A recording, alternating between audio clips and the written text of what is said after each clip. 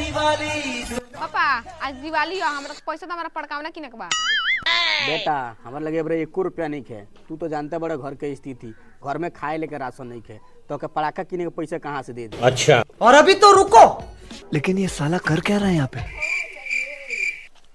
शाबाश बेटा, बहुत बढ़िया। केहू रुकाई तो रुकिया मत।